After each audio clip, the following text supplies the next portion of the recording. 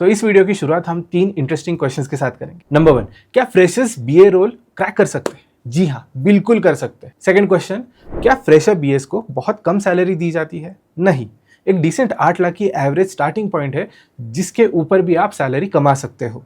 Number 3, क्या freshers कुछ mistakes commit करते हैं when it comes to cracking the BA role? जी हाँ, कहीं मिस्टेक्स नहीं, बहुत सारे मिस्टेक्स कमिट करते हैं जिसके वजह से उनका सीवी शॉर्टलिस्ट नहीं होता है। सीवी शॉर्टलिस्ट हो भी गया तो इंटरव्यू में वो परफॉर्म नहीं कर पाते, और इंटरव्यू में परफॉर्म भी कर लिया तो भी सिलेक्शन के टाइम पे जो भी निगोशिएशन होता है वो सही से क्रैक नहीं होगा। इस वीडियो में मैं यही मिस्टेक्स के बारे में बात करने वाला हूँ और इसके साथ कुछ रिकमेंडेशंस देने वाला हूँ जिसे आप एज अ फ्रेशर यूज करके एक बीए रोल क्रैक कर सकते हो। चलिए शुरू करते हैं।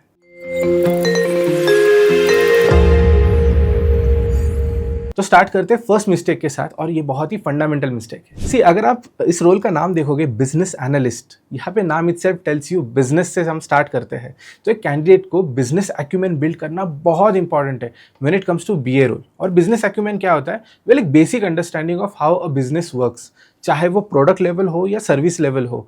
एक सॉल्यूशन बनाना क्या होता है, उस सॉल्यूशन का टेस्टिंग क्या होता है, सॉल्यूशन के रिजल्ट को ट्रैक करना क्या होता है, उस ट्रैक करने के बाद उसका कॉस्ट बेनिफिट एनालिसिस कैसे किया जा सकता है, और एंड में आप एज अ बीए उसमें क्या इनपुट या आउटपुट ला सकते हो। यही अंडरस्टैंडिंग अगर मिसिंग है तो आपके ओवरऑल एप्लीकेशन में एक बहुत बड़ी गैप आ जाती है। इस बिजनेस एक्यूमेन को अगर आपको शोकेस करना हो तो आप 2 चीज़ों से कर सकते हो। एक तो है कि आप प्रोजेक्ट्स बिल्ड कर सकते हो ड्यूरिंग योर एकेडमिक टाइम, चाहे वो आपका ग्रेजुएशन का टाइम हो या एक्सटर्नली अगर आप कोई डिप्लोमा या सर्टिफिकेट परस्यू कर रहे हो, उसे आप एज अ प्रोजेक्ट दिखा सकते हो and you can showcase your business acumen. Number 2, अगर आप इंटर्नशिप्स परस्यू करते हो, कहीं पे लाइफ प्रोजेक्ट्स परस्यू करते हो, उसे भी आप सीवी में मेंशन कर सकते हो। लेकिन सीवी में मेंशन करना इज नॉट इनफ।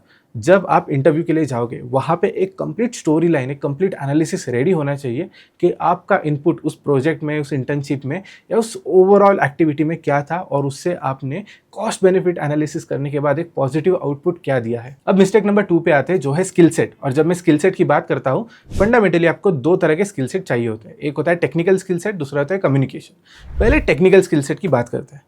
जब आप एक बिजनेस एनालिस्ट रोल में जाते हो, आपका ओवरऑल फोकस होता है डेटा के ऊपर, कि जब भी हम किसी प्रोडक्ट या सर्विस को सपोर्ट कर रहे हैं उसका डेटा हम कैसे कलेक्ट करेंगे, और वो कौन सा डेटा होना चाहिए ये भी बहुत इंपॉर्टेंट है। यहाँ पे डेटा गैदरिंग स्किल बहुत इंपॉर्टेंट होता है कि आप पेशेंटली अपने क्लाइंट को सुन रहे हो, अपने कस्टमर्स का प्रॉब्लम समझ के ले रहे हो, उससे रिलेवेंट डेटा भी कलेक्ट कर रहे हो।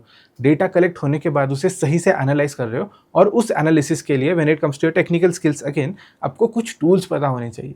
ये टूल्स अगर हम बेसिक लेवल से देखें और प्रो या फिर एक एक्सपर्ट लेवल तक जाए, तो बेसिक लेवल से we have Excel, then we can move to advance Excel. अगर विजुअलाइजेशन करना है तो पावर बीआई यूज़ कर सकते हैं, अगर एनालिटिक्स रन करना है तो टैब्ल्यू यूज़ कर सकते हैं, अगर ऑटोमेशन करना है तो अल्ट्रिक्स यूज़ कर सकते हैं, अगर इसके बियॉन्ड भी जाके हमें एडवांस लेवल ऑटोमेशन करना है या स्टैटिस्टिकल एनालिसिस करना है तो हम आर या पाइथन जैसे लैंग्वेज यूज़ कर सकते हैं।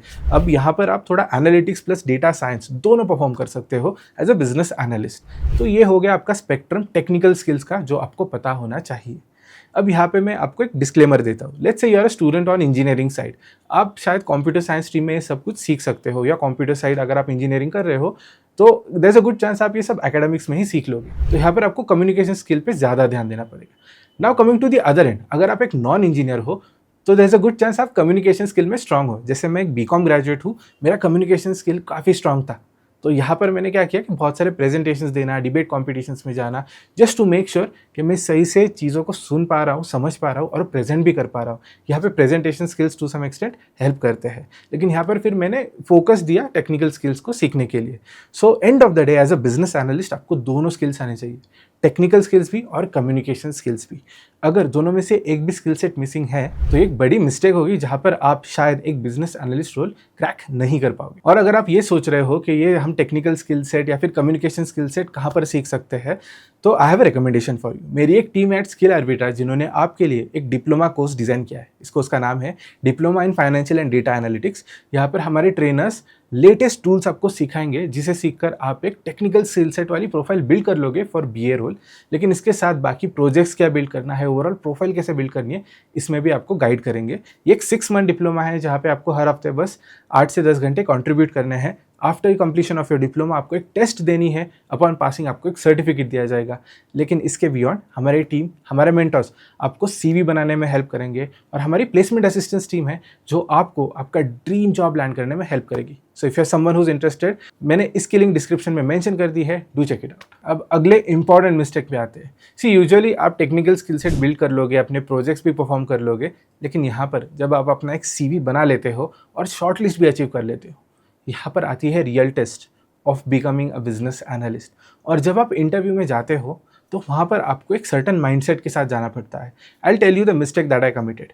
मैं एक कंसल्टेंट रोल के लिए इंटरव्यू दे रहा था, और तब मुझे पता चला कि जब कोई एक सिनारियो बेस या बिजनेस केस स्टडी आपको प्रेजेंट की जाती है, आपको इमीडिएटली आंसर नहीं बताना होता है, आपको रादर क्रॉस क्वेश्चनिंग करना पड़ता है, ज़्यादा डिटेल्स कलेक्ट करने पड़ते हैं, फिर एक सॉल्यूशन को डिज़ाइन करना पड़ता है, और फिर उस सॉल्यूशन को प्रेजेंट करना पड़ता है। ये सेम रोल होता है या फिर काम होता है एक बिजनेस एनालिस्ट का भी। तो यहाँ पर जाते वक्त आप एक बिजनेस एनालिस्ट माइंडसेट से ही जाना, जहाँ पर आप एक प्रॉब्लम को समझने के लिए क्रॉस क्वेश्चनिंग करते हो, ज़्यादा से ज़्यादा इन्फॉर्मेशन कलेक्ट करते हो, फिर you take some time during the interview. आप इंटरव्यू से मांग सकते हो कि प्लीज़ गिव मी 2 मिनट्स और 5 मिनट्स टू थिंक, मैं सॉल्यूशन डिज़ाइन करके फिर आपको प्रेजेंट करता हूँ। और जब आप सॉल्यूशन प्रेजेंट करोगे, उसके टर्म्स एंड कंडीशंस को भी मेंशन करना, उसके पोटेंशियल रिस्क को भी कंसिडर करना। जब आप इंटरव्यू में शोकेस करोगे कि आपके पास एक होलिस्टिक अंडरस्टैंडिंग है किसी भी प्रॉब्लम की, सेकेंडली आपके प्रेजेंटेशन स्किल्स अच्छे हैं, थर्ड थिंग आप टेक्निकल टर्म्स के साथ काफ़ी अच्छे हो कि you are using the right set of words, you are hitting the right points. जब ये शोकेस होगा तभी आप एक BA रोल क्रैक कर पाओगे in terms of your interview process. और यहाँ पर मैं आपको एक बोनस रिकमेंडेशन देता हूँ। कई कैंडिडेट्स यही गलती करते हैं कि जब अपना सॉल्यूशन प्रेजेंट होता है उसका फीडबैक नहीं लिया जाता। अगर आप अपने इंटरव्यू में या फिर जो भी बिजनेस कस्टडी आपको पूछी जाएगी ड्यूरिंग योर इंटरव्यू, उसके बाद अगर आप फीडबैक पूछते हो at the end of your questioner, तभी I would say you have hit a sixer. क्योंकि जैसे ही आप फीडबैक पूछोगे, दैट शोज योर इंक्लिनेशन कि आप इस प्रोडक्ट को बेहतर करना चाहते हो, आप अपनी सॉल्यूशन को बेहतर करना चाहते हो, which is a classic trait of a good business analyst.